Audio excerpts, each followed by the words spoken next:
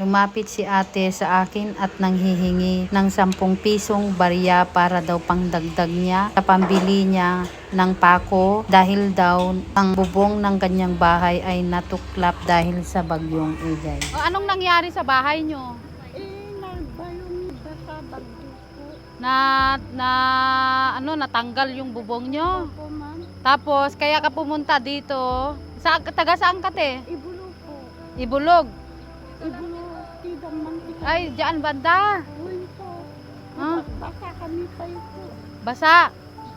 Amin na lupo nila. Lahat ng damit nyo, basang-basa. Opo, ma'am. Ah, kaya ka pumunta lang dito, yung bahay nyo, na Uy po. nabaha kayo. Opo, Oh. Tapos may mga anak ka. wala po. Single na. Single ka. Yung kuya ko lang yun. Dalawa lang kayo ng kuya nyo nakatira. Tapos tumawid ka lang. Buti nakatawid ka. May ilog dyan, di ba? Buti nakatawid ka. Nagabatin mo. Ah, bumaba na yung tubig. Opo, ma'am. Oh, si ate lumapit sa akin. Habang nandito ako kasi papunta ako magbibigay ng relief. Ngayon, sabi niya, hihingi daw siya ng pambili ng pako dahil natanggal yung bubong niya dahil sa bagyong Egay. Kaya lumapit siya sa akin, nanghihingi ng barya kahit 10 piso lang daw. So ngayon, magbibigay tayo ng konting tulong para kahit papaano makatulong tayo kay ate. So akin din yung bigyan natin siya ng pangbili mo ng pako, tapos ano pang anuin mo, te? Yung pangbili mo lang ng Pako. pako. Pako lang yun.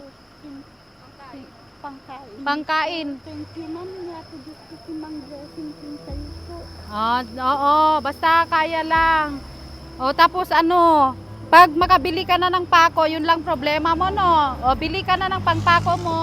Ito may relief at kwarta din.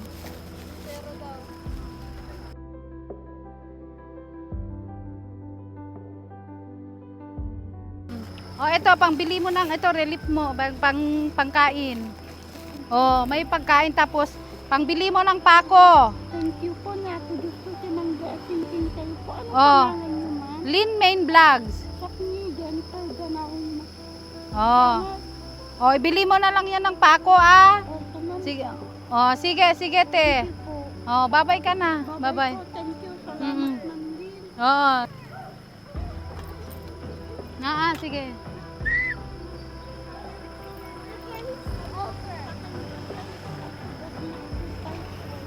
Sige. Okay, te. Ha? Sa Tugigraw. Sige, te. Okay.